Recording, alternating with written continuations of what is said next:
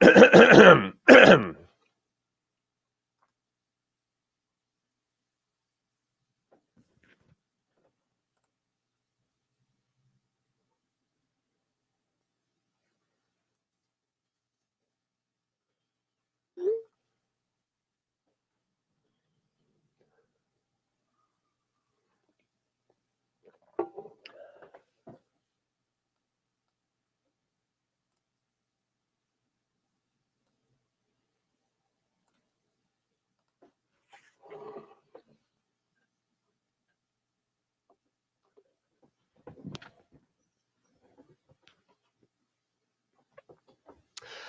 everybody. Willie Myatt from Jazz Edge. I want to welcome you to my Christmas Bootcamp 2020. This is session number 2. Today, we are going to be working on Jingle Bells, the jazz version. All right, so as usual, we have a lot to cover, so let's dig right in. To ask a question, go ahead and use the chat function. If you're watching me on YouTube or Facebook, you can go ahead and chat in below the video or next to the video. And then if you're joining me on Zoom, you can go ahead and use that chat function to chat in your questions. I will be checking and answering questions after I do the full lesson. All right.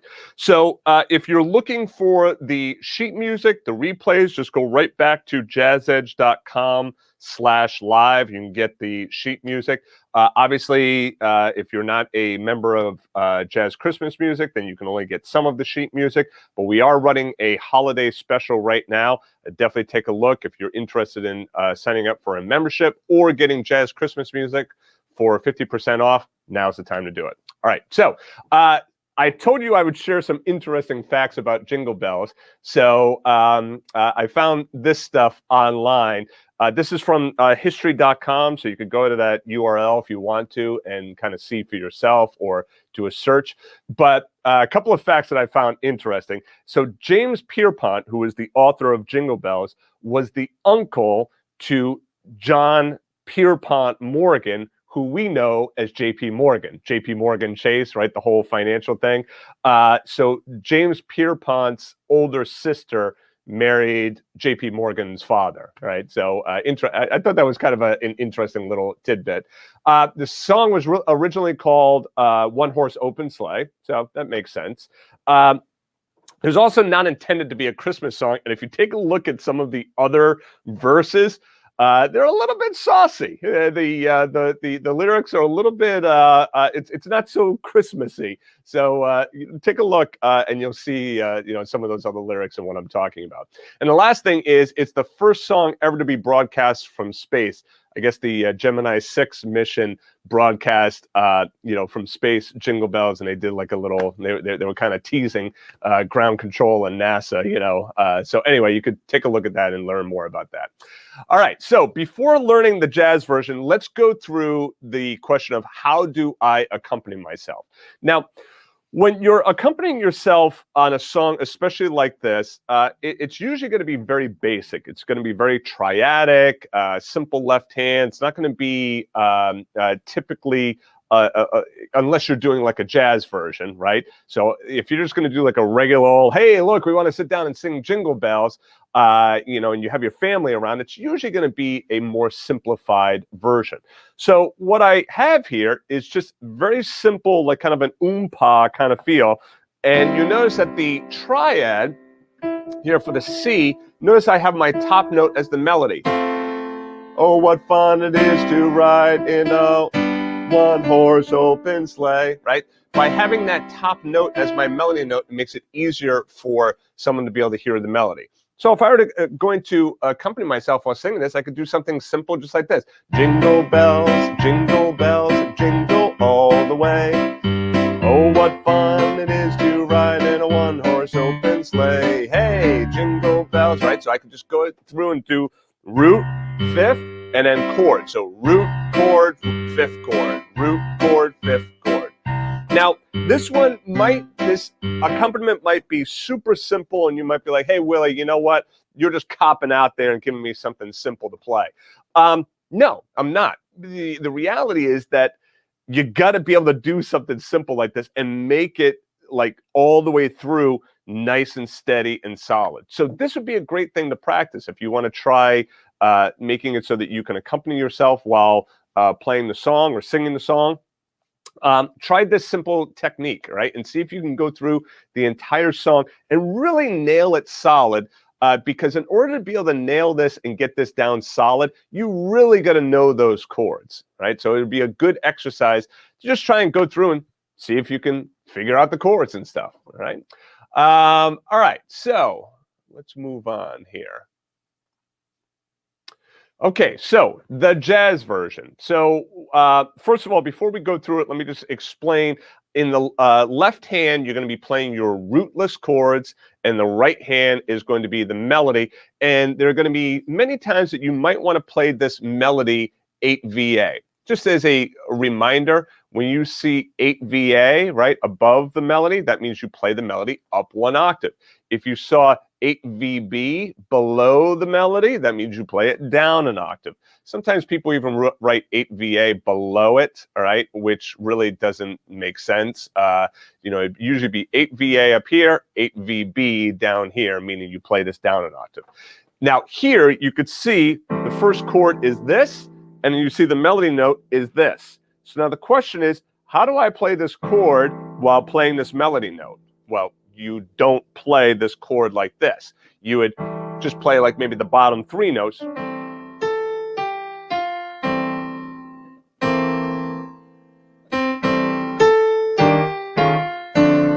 Okay. You see how close that melody is to those chords in the left hand.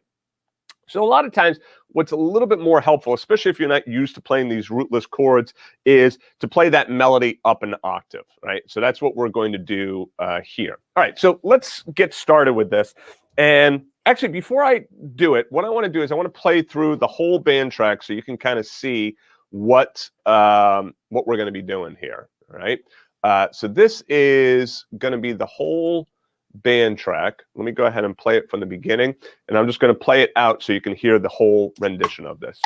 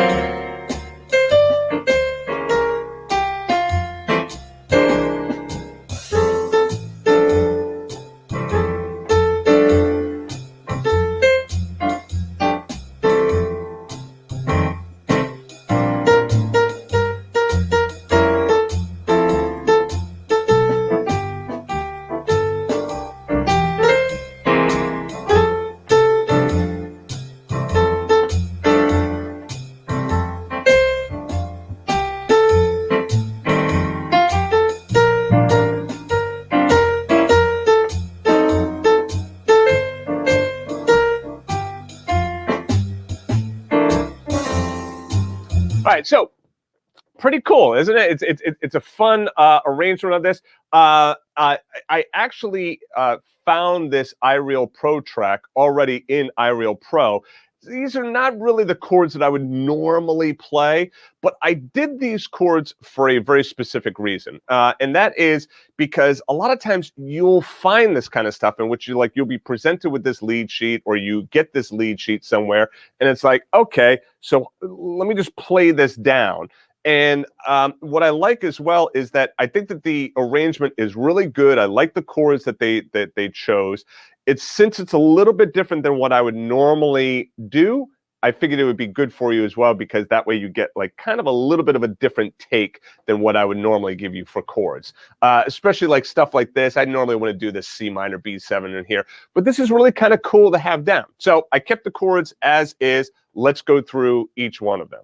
All right, so first of all, chord-wise, I'm just going to show you the chords, and then you can, practice them and break them down and whatnot. If you need help with learning rootless chords, there is a ton of lessons over at the Jazz Edge site for learning rootless chords. If you're interested, now's a great time to sign up. for either jazz edge or no bowl piano, and then you can learn those rootless chords in the left hand. Right now, I'm not going to break down like why am I playing these notes or anything like this. We're just going to go through the notes so you can get each one of the chords. So F major 7, okay, E, G, A, and B, right?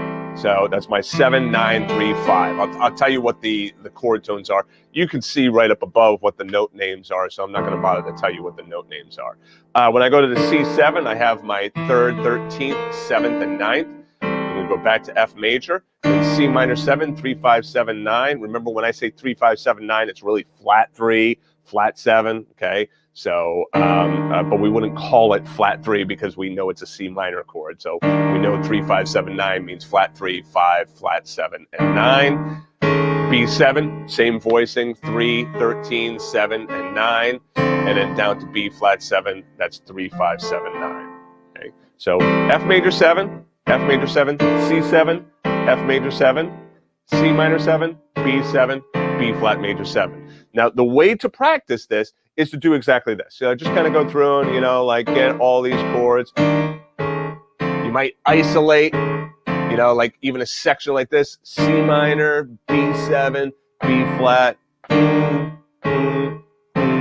okay? So really just trying to get down those chords and the feel of those chords. Now, let's go through and I'm going to play that first line. We'll do it a couple of times.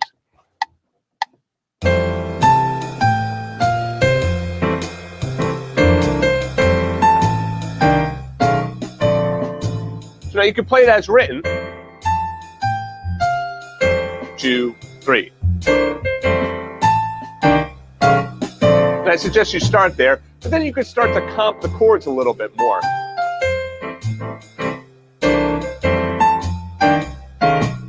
See how I did the upbeats there?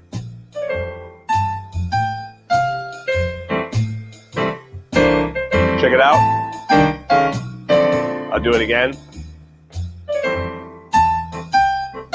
So listen for the upbeats. Right? So you can kind of play around with the rhythm here. I was doing like anticipating these by an eighth note in each of these. All right, so that's the first line of Jingle Bells. Not too difficult. Let's move on. G minor 7, then to C7. Right, and then G minor 7, it's a 7, 9, 3, and 5. C7, typical dominant 7th voicing, 3 and 7, 9 and 13. Back to G minor. And then here on the C7, again, I put in a flat 9 and a flat 13. And you see how that resolves? See how those notes resolve nicely right on down? Right?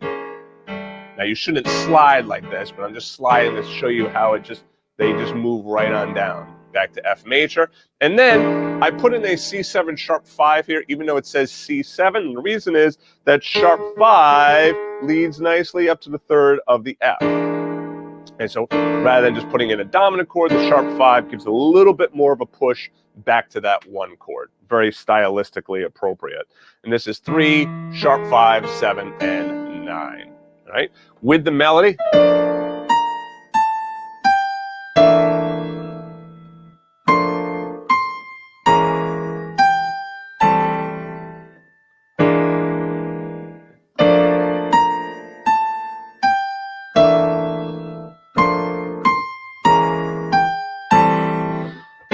All right, let's play along with the band 2 times.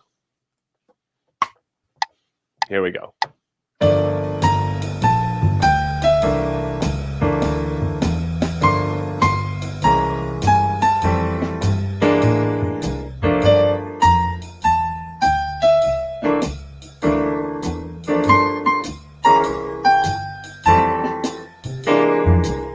All right, good. Let's move on. Next line. So now we basically go right back to the very beginning. I'm not going to bother to play it with the band, but I didn't play it slowly for you before, so let me play it slowly for you so you can get that down. And back to F major, and then C7. The only difference here is in the first line, you had those 2 notes over the C7 in the right hand, right? And then back to F major, C minor, B7, B flat major. Okay. You could also do, in case anyone's wondering, this is a tritone substitution, that B7 going down to B flat. You could also replace this with an F7 as well. This is basically doing a 2-5 leading you over to the B flat major 7. You could do C minor 7, F7 here, so it could be like that, C minor 7, F7, B flat major 7. You could do C minor 7. You could kind of get away with, like, you do that for B7 if you wanted to, or you could also do just this. That that F7 there. Now, here's the beauty too. If you play just a regular F7 chord here, but then the bass player plays a B underneath it, you get a B7 altered chord. Now, I just played a regular B7 chord here, but if you wanted a little bit more bite, you could play an F7 chord here instead. And then let's take a listen to what that sounds like. Whoops.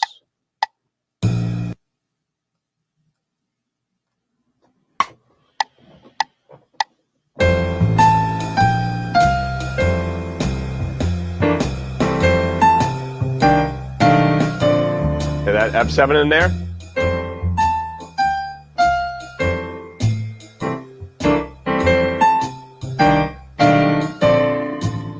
Now, I personally kind of like that B7 in there as a regular B7 voicing. Take a listen. I think it just kind of like flows a little bit nicer. That like. And so, and I like that voice lead in there as well. So that's what I'm doing instead. But if you want to try the F7, you can as well. All right, so moving on. Next line. All right, so this one, you can see there's a lot more going on here now. So we have G minor 7 to C7, A minor 7, right? So this is your 7, 9, 3, 5, A minor 7. D7. This is a D7. I added the sharp 9 to it and also put in the flat 13 as well. So this is 3, 7, flat 13, sharp 9, and then back to G minor 7, or C7, flat 9, flat 13, and then back to F6, and then C7, sharp 5. Okay, so G minor 7, C7, A minor 7, D7, sharp 9, G minor 7, C7, flat 13, F major, and then C7 sharp 5. Okay, so let me pause for a second and answer the question that you may be having. And that question is like, whoa, these chords are moving by awfully fast. So how am I supposed to learn this? Well, what you do is obviously go back to the video, watch the video, slow it down, stop the video, okay? Go through each one of these chords. So you want to learn G minor 7.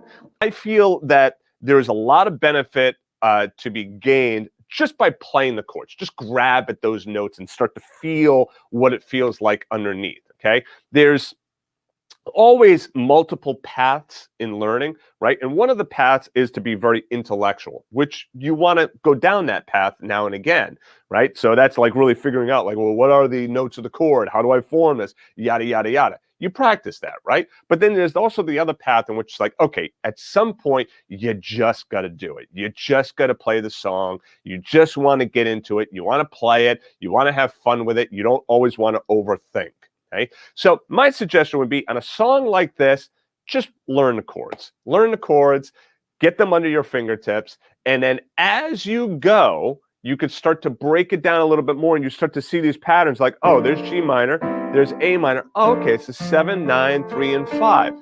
Same thing on A minor. Okay, you know, so you can kind of start to see these patterns emerge, all right? So if you're not fully understanding the chords right now, what I'm saying is don't worry about it. It's okay if you don't fully get the chords right now. The main thing is just try to get the notes of the chords down, all right? So G minor 7, C7, A minor 7, D7 sharp 9 with a flat 13. I don't write in this sharp 9 flat 13 because quite frankly, if you see sharp 9, you're naturally going to put in flat 13. You could put in natural 13 as well, but that's not going to sound very good, okay? Especially not going to sound good next to that C. So flat 13 is going to naturally, happen. Same thing with the C7 flat 9. I could put in natural 13 there as well, but the flat 13 just really makes sense, and you're going to start to hear that and then start to grab at that. So I don't bother writing in the flat 9 and flat 13. I try to keep my chord symbols as clean as possible so that I don't add a lot of extraneous stuff that you have to read and try and process quickly. All right, and back to F6, C7 sharp 5. All right, now with the melody.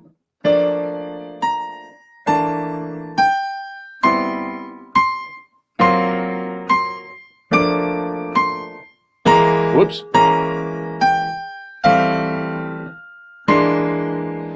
You'll also notice no fingering in here, okay? And quite frankly, I'm not trying to be rude, but if you're at this point in doing a jazz version of this, you shouldn't need fingering for Jingle Bells, right? If you need fingering to figure out the melody for Jingle Bells, then you need to go back to session 1, do that one, spend some more time there. This melody should be pretty simple for you to be able to figure out the proper fingering to use.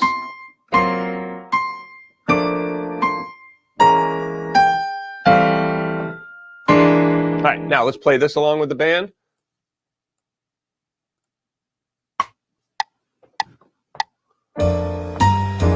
Whoops.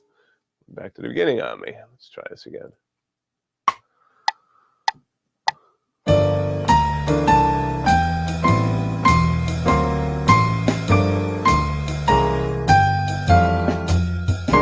Again.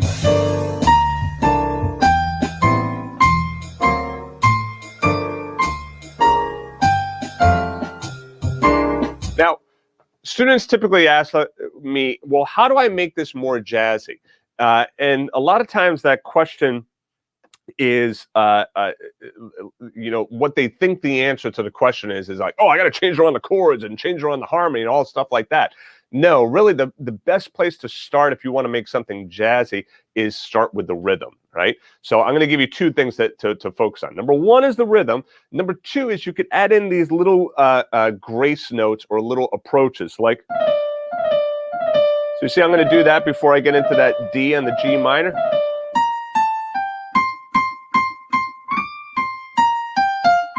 can do that before getting up to this D as well, right here. There's a little double chromatic.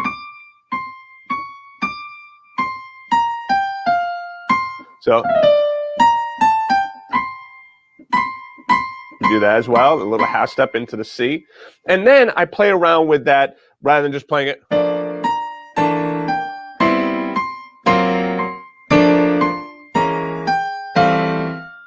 Right, I mean, come on, right? You're obviously not going to just play it on the half notes like that. It doesn't sound very jazzy. But instead, if you go,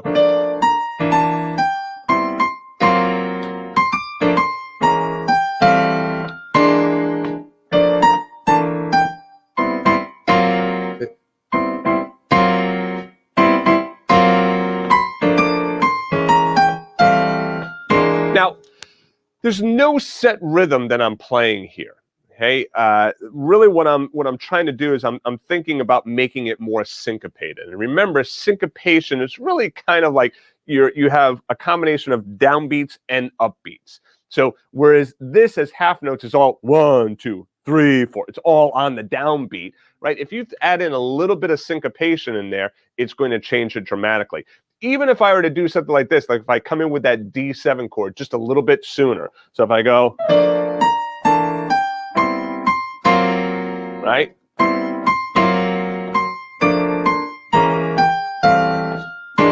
And I could literally start right there.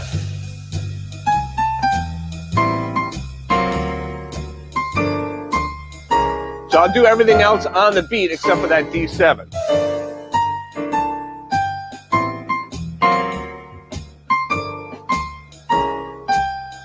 One more time, because I actually played the C7 a little bit. There we go.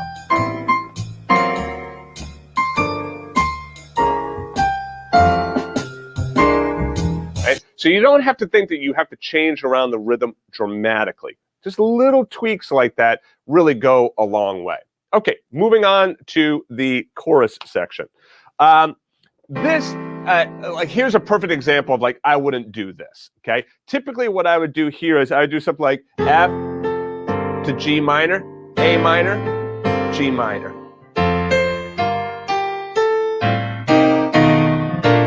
You know, something like that, maybe throw in a 2-5 in here. But I felt like, hey, going from F major 7 to F6, that's really kind of important. And also, look at what I'm doing with my voicings here. I wanted to really show you that. Like, typically, if I was going to play F6, I might do something like that. But when I'm not playing with the band, I really have to think about that as well. I got to think about, like, do I actually like the sound of it when I'm not playing with the band? I really didn't care for that sound, but then I thought,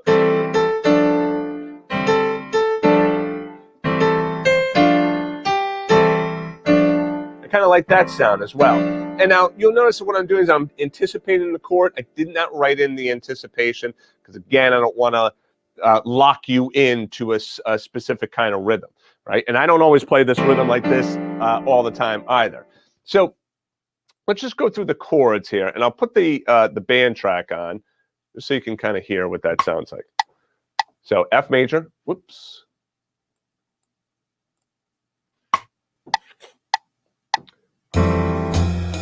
F6, F major, F6, F major, F6, F major, F7.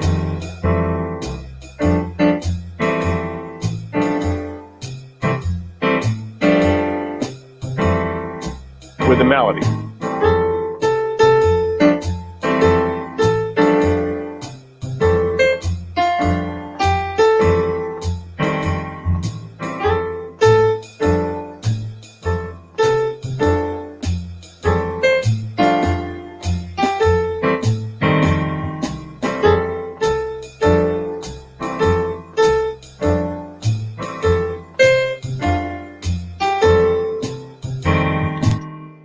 Let's talk about this F7 chord here for a second. So I played the F7 chord like this: 7, 9, 3, 5 versus 13. Why not 13? Because this is like kind of like, it's like kind of a folk song in a way, right? It kind of has that folk song kind of feel. Sometimes when doing, like, you know, it's just a little too much tension. So sometimes what I do is I shave off some of the tension in the chord, and felt like that, keeping that 5 there, I like that. It was also the top note of my previous voicing. So really all that's going on is that one note is moving. And then it makes sense going into, it felt like that sound to my ears, I liked it better. Now I'm not completely in love with the fact that we're going from here and then jumping up here to the B flat 6. Originally I was down here, but then I got to come up here anyway for the B flat diminished, so I figured, why don't I just start right up here? But if that bothers you, just know you could play that B flat 6 right down there like that as well. Let's talk about the B flat 6 here. What I did here is this is a perfect opportunity for a 5-note voicing. This is the only place that we are using 5 notes in the left hand. If that is too much for you, just leave off the B flat. Okay, just do that instead. But if you can get that B flat in there, it's just kind of a nice, big, full voicing. B flat diminished. Notice B flat diminished is the same thing as G diminished, same thing as C sharp diminished, same thing as E diminished, right? So I just did an inversion here. The F major 7, I'm not voicing that at all. Instead, I'm going into D minor 7. Why? Because a lot of times when we have this like chord like that, it gets to be a little bit too much. And I honestly believe that that's not what they're looking for. And the other thing is, when you look at D minor 7, well, guess what? D minor 7 and F major 7, right? Like, check out the rootless voicing for D minor 7. It is an F major 7 chord, right? So I'm not going to play F major 7 twice. Right? That's just not going to make sense. So instead, I just let it breathe on its own. D minor 7, 3, 5, 7, 9. All that's going on here from the D minor to the G is just one note moving. Going down to the G7, 7, 9, 3, 13. Now here, this C7 chord, this is good to take a look at this. So I have, what did I do here? I did this, right?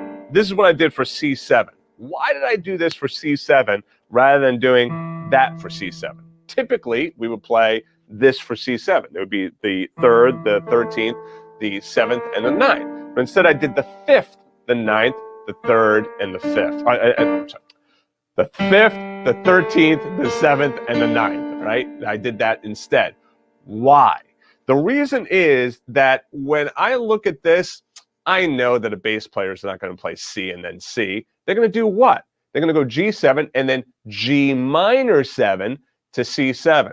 Now, if they go G minor 7 and they play a G down here, listen to that voicing.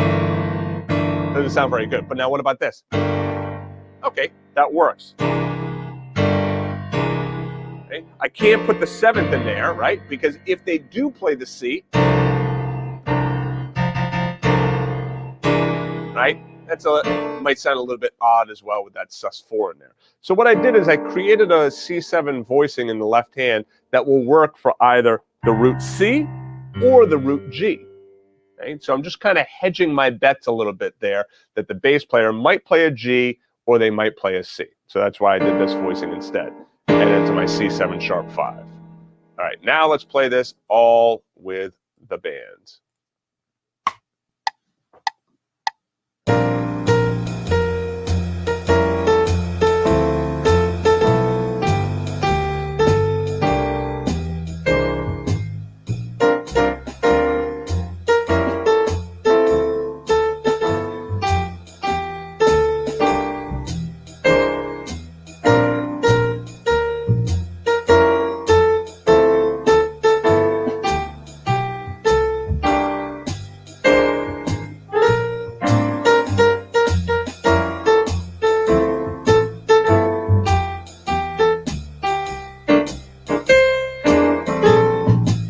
So, yeah, so let's move on. I think that that's all pretty self-explanatory. All right, so then we go back to this section again, which is pretty much, I believe, note for note, exactly the same as the previous section. One thing I do want to say is this. I did not explain this. That little slash with the 2 dots there, that means that you repeat these same measure of chords right here, okay? You see it in the iReal Pro track as well, right? And I figured, let me add it in here as well, just so you could see it right in the score also. So again. All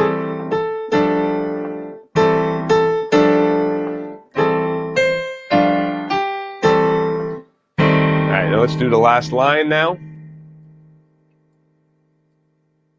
So now we have B flat 6 again, then B flat diminished, then to G flat diminished, then G minor, C, F. Okay, and then honestly, this one right here, if you don't want to play as C7, you can do that as C7 sharp 5 as well. Honestly, that might actually even sound better. I'll keep the C7 there, but just know that if you don't like the sound of the C7, well, just change that 13th to the sharp 5 instead. Okay. All right. So the chords here: B flat major 6. We already did that. B flat diminished. We did. So really, the only new one here is that G flat diminished. Now remember, you're really playing G diminished right here in the left hand, and then when you move down to G flat, you're just moving everything down a half step. So it makes it a little bit easier. There shouldn't be a ton of brain power there that you gotta use in order to figure out that chord. And G minor 7, C7, F. So I can't stress enough, like sections like this, like really just like ba, ba, ba, ba, ba. See how I'm just like practicing this, just isolating this section, just to be able to go through and play these chords and get these chords underneath my fingertips. Again, the pathways, right? The intellectual side, that's when you stop and you're like, okay, what's going on here? And how does this chord work? And what are the notes? That's fine. You should do that. That's great stuff. But do not discount thinking that this kind of practice is not valuable, because it most certainly is. I used to do a ton of this kind of practice where you just take one section and just going over and over. And then you can try changing the chords if you want. G, put in the flat 9, flat 13 on the C. Okay.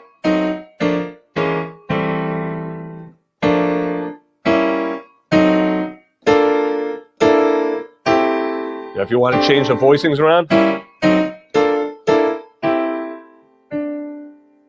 it's a B flat diminished, G flat diminished, and I came up here for G minor 7th, then C7, and then go to my F6.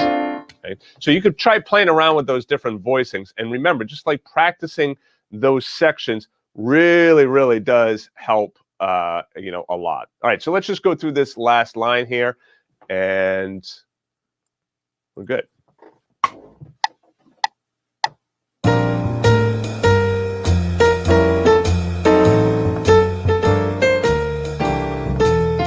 That's what happens when you make a mistake. Do it again.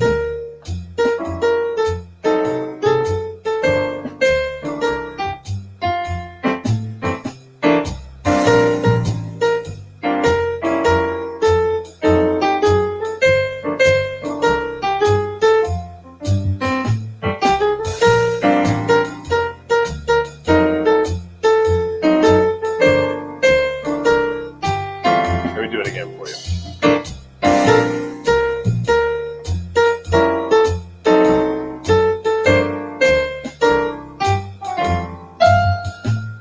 Right, and that's the whole song now, okay? So that is all of it.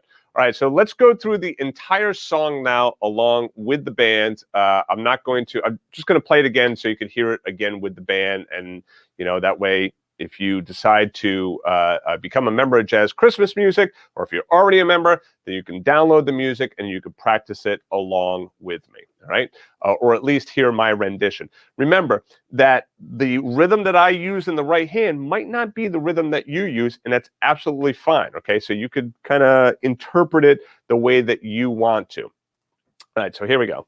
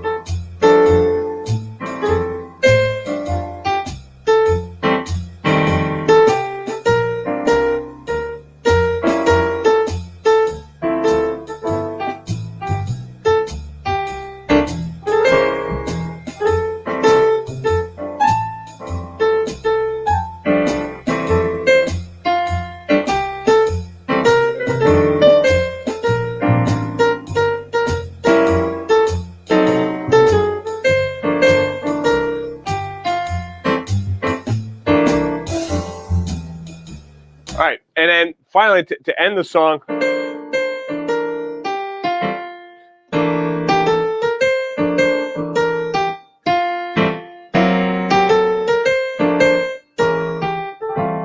so to end the song, what you could do here is, rather than just playing, actually, sorry, this section right here, take the last two measures, okay? Should be this, G minor 7, C7, F6, C7. So you play it as is, first of all. And then rather than playing C7, go to your D7 with the sharp 9 there, and then play this whole section again. G minor, C, G minor, C, and then just slow it down into that F. Okay? So that's a very simple ending that you can use just by replacing this C7 chord with a D7 chord. Okay. All right. So questions. Got some questions here. This is from Oscar Akash, A-K-A-S-H. Sorry, I'm having trouble figuring out how to pronounce that. Anyway, while improvising, how do you decide about which voicing to choose? So when you're improvising, you're not thinking about your voicings, okay? Or at least you shouldn't be, okay? So when you're improvising, the accompaniment should be pretty much on autopilot. Now, does that mean that I never think about what I'm going to do in my left hand? No, of course I do now and again. It's really going to depend on what's going on in the improvisation. Maybe I might want to change the voicing around to like kind of link up with something that I'm doing in the right hand. But the main thing to like really take away from this answer is you have to have your left hand solid, meaning that if you're going to improvise over this song, I should be able to put this on, I'm at 100 right now. I'm going to throw this on 180.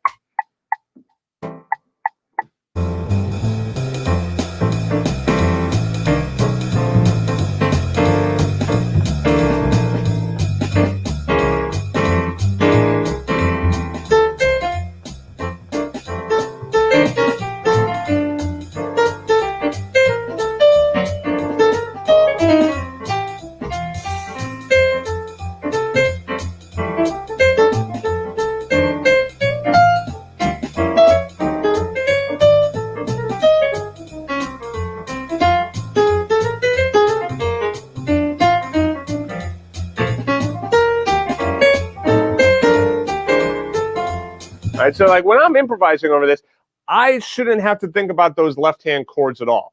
If I need to be thinking about those left-hand chords, then there's no way I'm going to be able to be free with my improvisation in the right hand.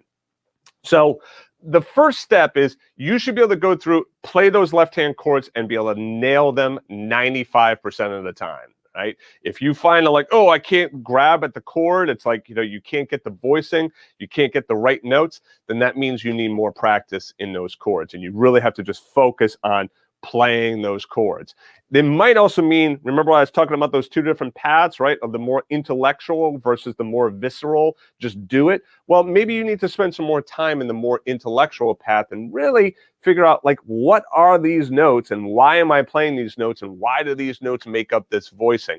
And really know that, okay, minor 7, 3 and 7, 9 and 5, dominant 7, 3 and 7, 9 and 13, right? Like really knowing the structure of the voicing so that then when it comes time to playing it, you have a much better understanding of what it is that you're playing. But the main takeaway is left hand accompaniment needs to be rock solid before you can improvise. If you try throwing improvisation on top of an accompaniment that is not rock solid, I can all but guarantee that the improvisation is going to fail, okay? Because your brain cannot seriously think about two separate things at the same time. Now, the brain has a very good, ability to switch back and forth real quickly, right?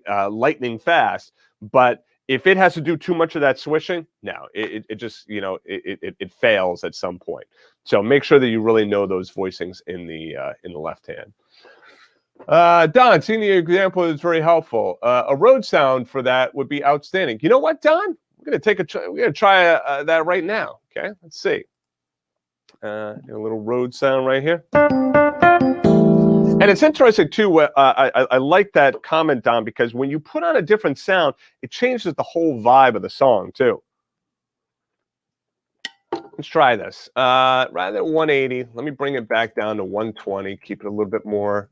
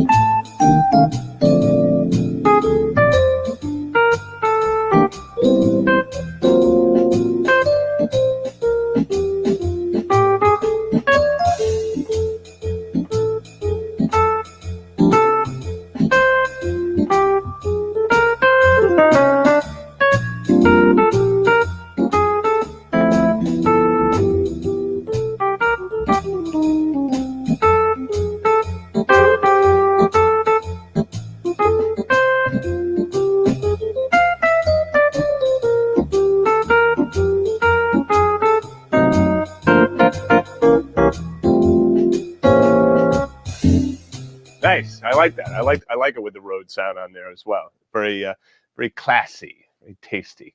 All right. So let's see here. Got a bunch of questions here. Let me just make sure I answer them all. And I'm sorry, I missed Neil's question yesterday. I got back on. I forgot to check the Q&A section. So anyway, Joe asks, I've been practicing octaves in left hand with the melody in the right hand. Find it's a big jump from C octave to F octave. So I usually just play an octave with the F chord that is nearer to the C to change the chord. Nearer to the C. Wait, let me just. I play a different octave with the F chord bar that is nearer to the C, or change to chord inversion. Well, first of all, if you're doing the octaves, right? I'm going to put my piano back on here. So if you're just doing it as octaves, when you go to the F, rather than moving it to the octave of F, just play the single notes. That would probably be a little bit easier, right? So.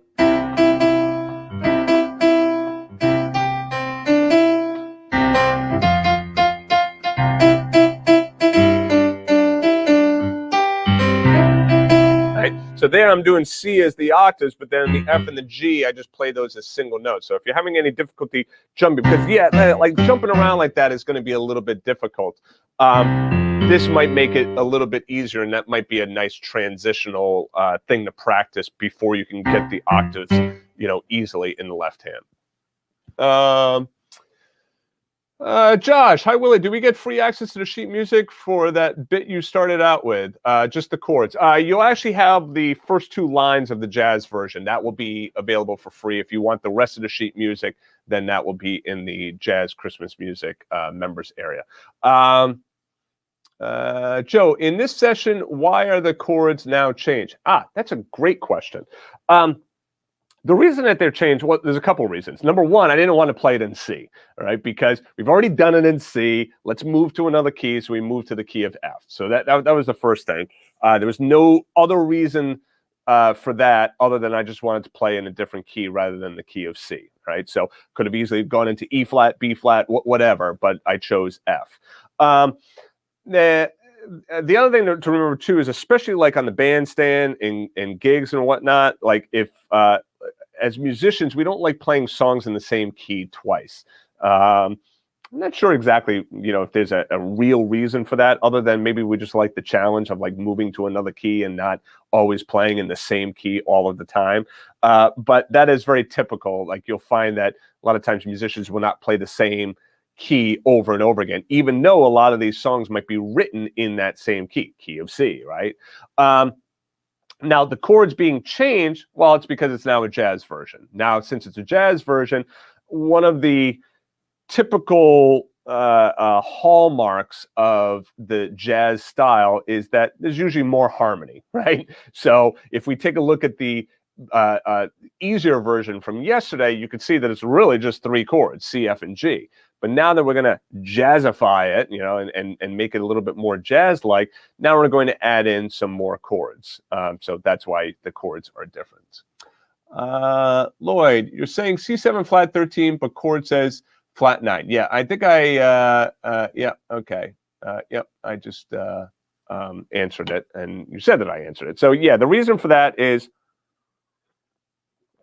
I don't like putting in C7 flat 9 flat 13. It's a lot to read, and again, take a look at this, okay? Let's say that you're looking at this for the first time, and then let's say that this is let's do this in real time here, okay? Let's just say that that this is just a lead sheet that you're reading, okay? So you're just reading just these chords up at the top with the melody. And now you start to see D7 sharp 9 flat 13, C7 flat 9 flat 13. You see that it ends up being more for you to read. So as a jazz player, when you see sharp 9 flat 9, you're almost usually going to alter that 13 as well, right? A lot of times that flat 13 is going to come in there. On the flat 9, you could play natural 13 as well. But on that sharp 9, right, that doesn't sound very good. That sounds much better. Natural 13 doesn't sound great, right? So you're going to put in that flat 13. On the C7, if you do, either one of them is going to work, flat 13 or natural 13. So that really doesn't matter that much. But you should kind of start to know, oh, I see sharp 9, let me add flat 13. This makes it a lot easier to read quickly and be able to read it on the bandstand. Joe, I struggle with my small hands to play all 4 notes. Since the left hand, I could do the shell, the rootless chords, i.e. for G minor 7, play F and D. Yeah, so what you could do is, like, you could always do the chord shells if you want, all right? So you could do...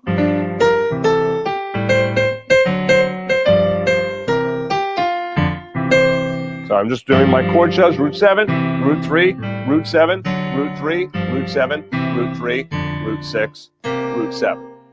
Right, so I could do that. I could also do guide tones. The 3rd and the 7th, 3rd and the 7th, 3rd and the 7th, 3rd and the 7th, 3 and 7, 3 and 7. And take a listen to what that sounds like, just so you guys can hear this. Take a listen to what that sounds like when I play that with the band, just the guide tones.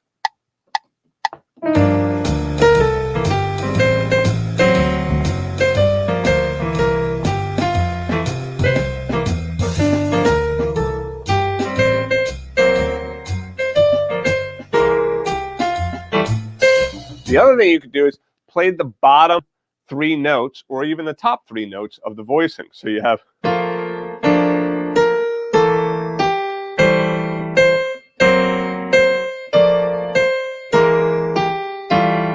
Okay, so those are the bottom 3 notes of the voicing. Take a listen to what that sounds like.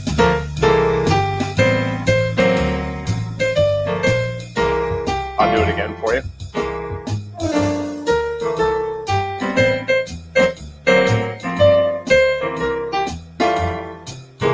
Right, so the bottom 3 notes work perfectly fine. Let's see how the top 3 sound.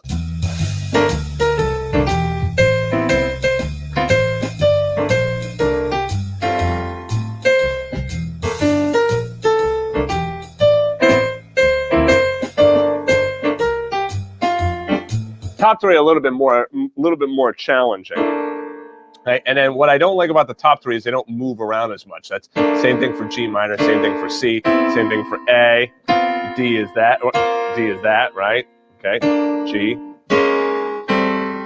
Right, so you could choose which ones you want. But yeah, just playing 3 notes of the voicing would probably make it a lot easier. Sometimes too, it's like you might find that is easier than this, right? Because see this like stretch between 4 and 2 there? I'm sorry, 5 and 2 there, right? That might be too much actually. So if that's the case, you can leave out that middle note as well, and then get more a little bit more open sounding voicing.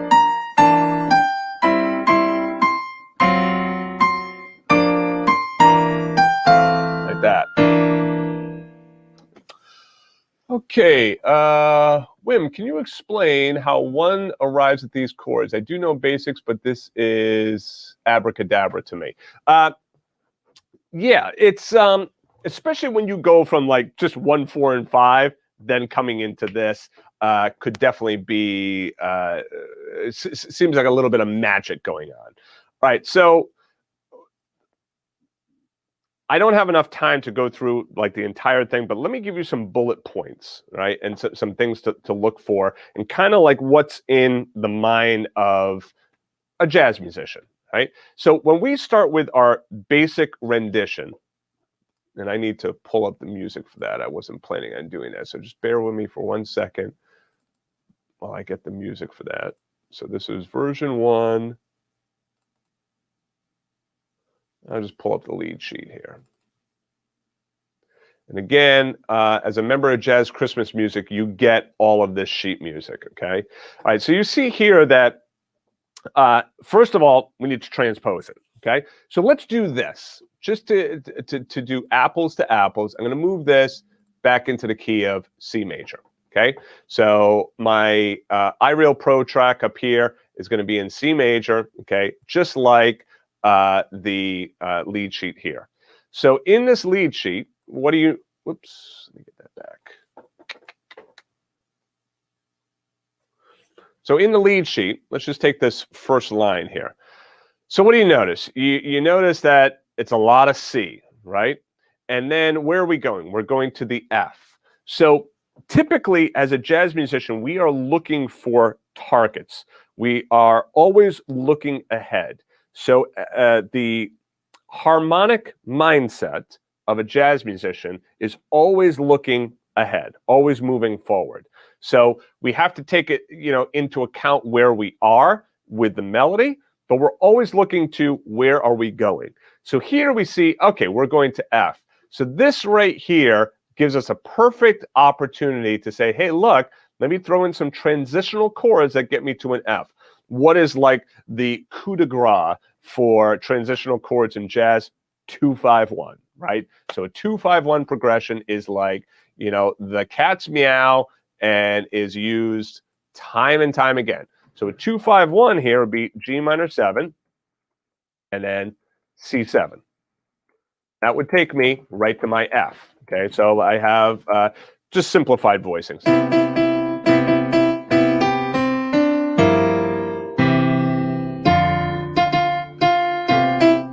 Okay, so that 2-5-1, and lo and behold, well, what's going on here? We got kind of a 2-5-1 action going on right here as well. Now, what's interesting is that they actually moved this F chord, okay, over to here, and then really did kind of like a 2-5-1 right in here. So, okay.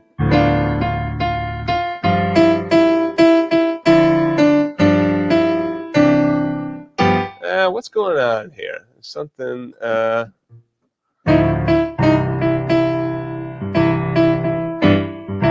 Oh, I'm sorry. No, they didn't move that there. I'm seeing this wrong. I'm getting new glasses, by the way. So you're going to see me in some new glasses here soon. All right. So anyway, yeah. So the F is now actually, yeah, that is measure 1, 2, 3, 4. So they are moving to the F there, and then doing. That's interesting. I want to play this for a second.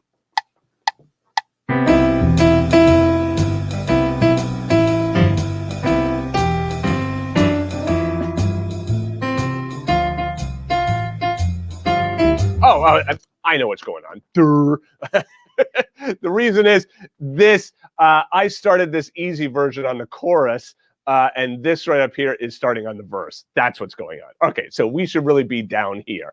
Okay, so same thing here.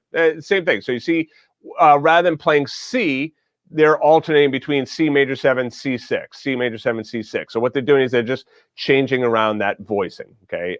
They're just moving that voicing around and making it so it's not the same, voicing all the time. It's not always just a C. So they're just moving from C major to C major 6. Okay? It gets a little bit of motion in there. What you could also do is you could also go 1-5, 1-5. So you go...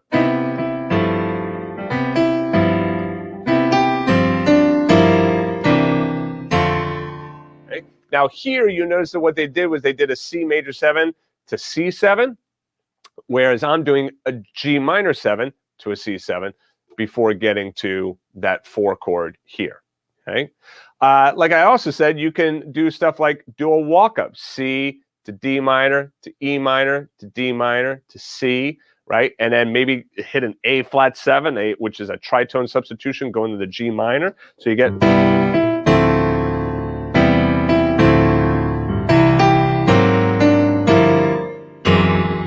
G flat 7 as well, and then going on to F. I mean, it kind of like you can go down this reharmonization and harmonization rabbit hole. So I don't want to go down that rabbit hole right now because that's not what this lesson is all about. But just to kind of pull the curtain back just a bit for you to see, like, we're always looking, like, where are we going? Where are we headed with our chords? So once we're on F, now we're looking ahead to C, and we're saying, okay, well, maybe I could throw in, like a 2-5 in there, or, put in, something before I get to C. Or maybe I don't go to C at all, and maybe I change that chord to something else. Here, notice what they did here on the G. Rather than staying on G for 2 measures, they put a D7 in here and push the G over here. The D7 is the 5 of the 5 chord, the 5 of the G, right? So dominant motion resolving to G. So we did D7, moving over to G, okay? So there's a lot of intensity to that stuff. If that's the kind of stuff that you're interested in, definitely take a look at the Jazz Edge site. The Noble Guide to Arranging Jazz Standards that I just did, that would be great. The Auld Lang Syne lesson, you know, if all acquaintance be forgot, right? That lesson, AULD, Auld Lang Syne, that one is fantastic for like really trying to see like all of this different harmonization. And then remember in 2020, all of the jazz piano theory lessons came over to Jazz Edge, so they're all available for Jazz Edge members as well. So if you're interested in that, definitely take a look at that Jazz Edge membership. Kevin, why do you change the tune from the key? Okay, I answered that. Peter, can you also write down that alternate that you said you normally do? That sounded cool. Okay, yeah, so I probably won't have that written down, but rootless voicings, that would be, let's go back over to here. Let's move this over to F, and that is right in here. So it would be F major 7 to G minor 7 to A minor 7 to G minor 7. So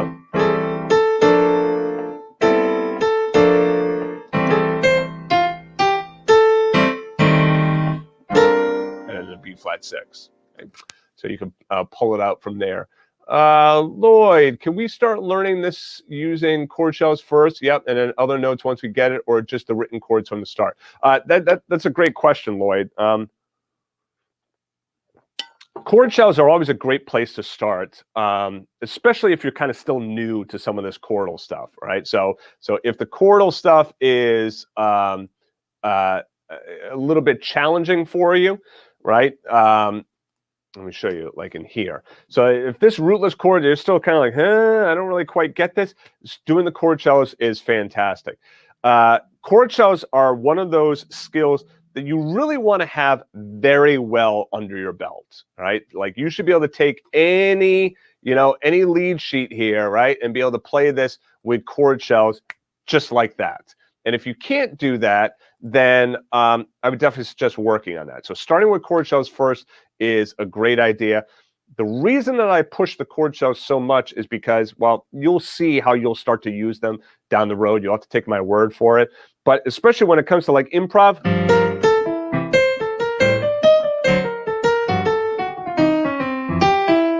so you see how open that sound is? Whereas like, right, it could get really mushy down there if I have all of that rootless chords. And it also, right, I'm like right in the same area. I'm like, hey, I want to be improvising right here. Whereas if I do shells, I could play these shells much lower on the piano. You see how I have more room in here open for my improvisation.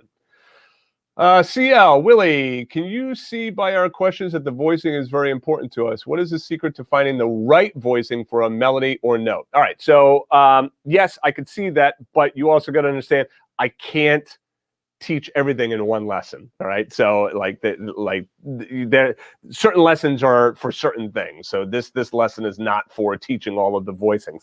If you want to understand more of knowing, well, what chords do you choose? I'm telling you, that Auld Lang Syne lesson, I think you would really, really enjoy that. And then also there's a whole bunch of lessons over at the Jazz Edge site for all of that, right? Now, that's not to say that we can't do another lesson more on voicings. And so this is what I'm going to say. Like the session next week, the session tomorrow is going to be a klezmer version of Jingle Bells. It's already set. We're going to be doing that tomorrow. But next Tuesday, my plan was to do some improvisation. So if you would rather it be focused more on voicings and stuff like that, chat in right now, because we can change that direction for next week. So if you're interested more in voicing work and maybe harmonization work, then chat that into the chat area now, and we can do that next week. Otherwise, I will go with my original intention of, oh yeah, you know what? That's right, Audrey. We're supposed to be doing a boogie version of this as well. I told you that I would do a boogie version of it. The boogie version, you know what I might do? I might record that lesson separately and just add it as a little bonus for my jazz Christmas music people, right? So that's probably what's going to happen with that, rather than doing a live lesson like this, Audrey. But thank you for reminding me. And if you don't see that, let me know, and I will make sure that I add that for you, all right? Let's see. Neil, can you explain the benefits of using rootless voicings in the left hand? The biggest benefit of using the rootless voicing in the left hand is when you're playing with a band, right? So if you're not going to play with a backing track like this, okay, or you're not going to be playing with a band, you're just going to be playing solo, I wouldn't do the rootless voicing because it's going to be more... You're going to have to massage it a little bit more, right? You just can't go through and play the whole thing rootless chord voicings because it's going to sound very thin because you're never going to hear any of the root motion. So you're going to have to throw some roots now and again. So if you're doing solo, I would suggest doing the version from yesterday, the version for tomorrow, or you could do chord shows as well. So...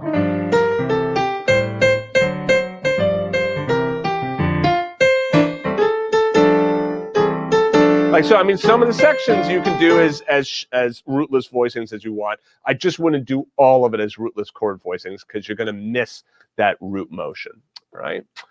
Let's see. Let's see. Okay.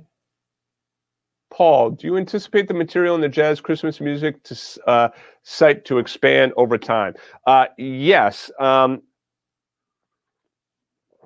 So what I'm doing now is there are basically 4 sites to under the Jazz Edge, corporate umbrella. The Jazz Edge site is the main site.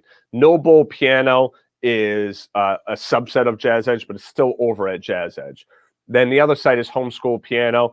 That one is pretty set. There's not new material going in there because it's a very set program. You go through it, and then once you're done, then you move on to Jazz Edge.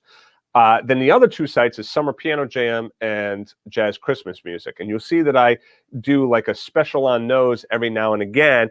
And those prices are going to be going up for those sites because I am going to be adding more material. So just like I'm adding this whole Christmas Bootcamp 2020 into Jazz Christmas Music, come 2021, it's normally $199 for that program. It's likely going to go up to $249, and then it will likely go up as more material gets added, because that is a lifetime membership site, right? That's not a subscription; it's a lifetime membership. So to answer your question, Paul, I will be adding more. So next year, I'll probably add a Christmas Bootcamp 2021. And then I will likely be adding something in Summer Piano Jam as well. Summer Piano Jam 2021, right? So there'll be new material in there. But with that new material, just bear in mind that the price is going to change. So the 50% off right now, it's $99. You get lifetime access to Jazz Christmas Music for $99. So an awesome deal. But like I said, next year it's no longer going to be $99 for the special. It'll probably be $129 or something like that. Now, if you sign up for Jazz Christmas Music or Summer Piano Jam, those lifetime membership sites, and I add new material, you get to benefit from that new material as well. So even though you signed up at $99, as the years go on and I add more material to the site, you get to benefit from that as well. So it's it works out well for everybody. Okay, and then let me just see, check over here.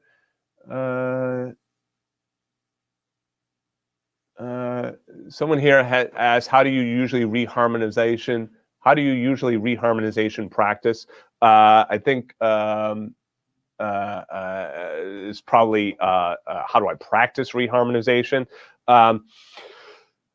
For that question, I'm going to punt you over to the Jazz Edge site in Auld Lang Syne. Take a look at that lesson, and that really kind of explains the reharmonization process in very good detail. And again, those jazz piano theory lessons, there's just a ton of stuff in there for reharmonization. So I would look at that. All right, one more question here from Wim. Voicing or learning how to play Arrive of C to C7, C minor 7, and learn better understand. Oh, okay, that was that's going to be a different lesson than Win. We're gonna stick with the improvisation come next week. I didn't hear from enough people saying that they're looking for voicing stuff, so we're gonna stick with that improvisation. And my goal for next week with the improv is, rather than showing you how to solo over the entire song, which would be too long to try and do that, we're going to talk about how to fill in, right? Because that's a question that I get asked a ton as well. Is, if I'm going to be going through you know, something like this. How do I fill in these sections? So in other words, doing stuff like this.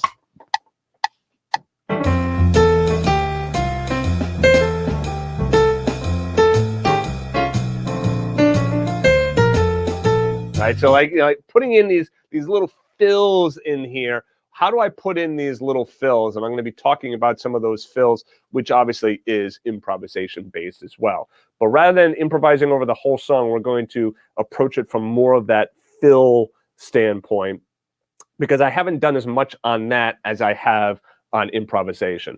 There's as you hear me say a lot, there's a ton of information on improvisation over at the Jazz Edge site, especially my new Confident Improviser program. So if you're really interested in improv, I would really direct you to that Confident Improviser program at Jazz Edge, and students can write in and explain, you know, their thoughts on that. But it is a very good step-by-step approach to improvisation. Okay. All right. So that's it for today. All right, so be sure to join me tomorrow. Remember, tomorrow's session, the time is different. Okay. I also want to remind you that the replays are all right here, jazzedge.com/live. Remember that the sale ends December 31st. Okay, and this will be the absolute last time ever to get jazz Christmas music for $99, right? It will definitely, guaranteed, be going up in 2021, right? So if you already have jazz Christmas music, I want to remind you, when you take a look at that replay page, just remember that on the replay page, let me just see if I can pull this up real quick here. On that replay page, I just want to show you this real fast. You'll see in the replay page, okay, first of all, you could click anywhere in here, and then that gets you to all the sale stuff, right? On the replay, just click on watch the replay, and then once you get to the replay, you click on download resources. Some of the stuff is going to say JCM member only. If you click on this, it's going to say already a Jazz Christmas Music member, log in here. Okay, so so if you're already a Jazz Christmas Music member and you want to get these resources, don't go to this page. Instead, just go directly to the site, and then you can get all of the resources right there. Okay, all right. So anyway, thank you guys for joining me. I will see you tomorrow. Tomorrow, you're really going to enjoy this klezmer version. So you know, like.